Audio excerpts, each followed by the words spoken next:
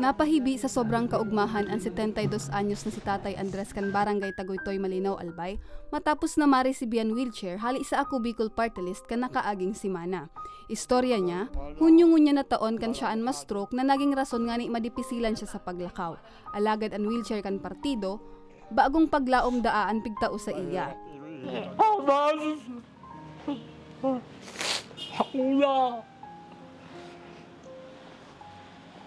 Sana nakita kami sa kananan, naroon kami sa kanya kamagsakan.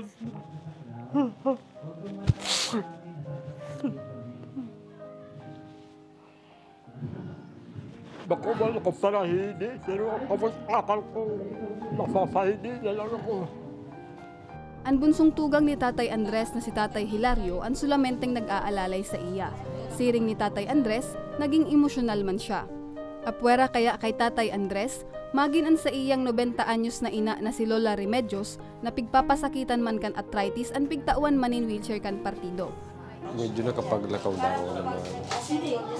Kami po, maroon lang kami, parang manang kami. Salamat na dakulaw sa indo, Ako Bicol.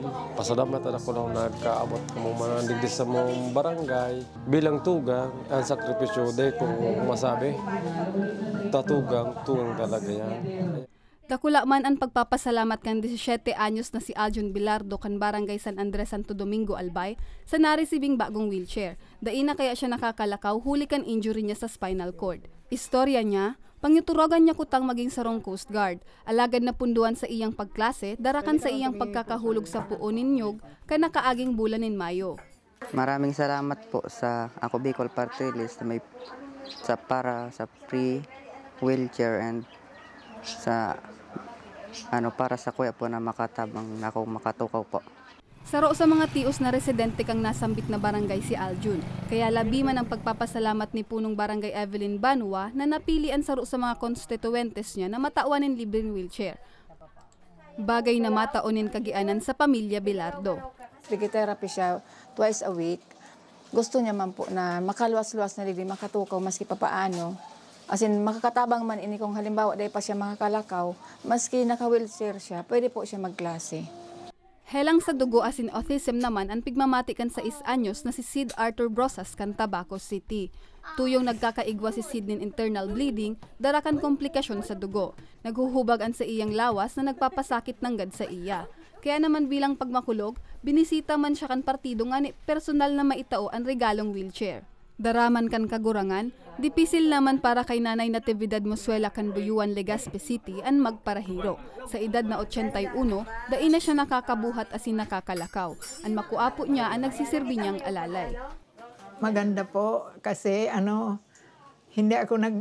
hindi ko alam na pupunta pala kayo dito. Napapayag ako. Ang wheelchair distribution, parte kan tabang sa karahayan program kan Ako Bicol Party List na padagos na nagiging kasangga kan mga may helang, kan mga PWDs asin senior citizens na kababayan. Meron pa tayong pagbibigyan dito sa First District ng Albay at merong naka-line up schedule sa probinsya ng Masbate sa Burias Island.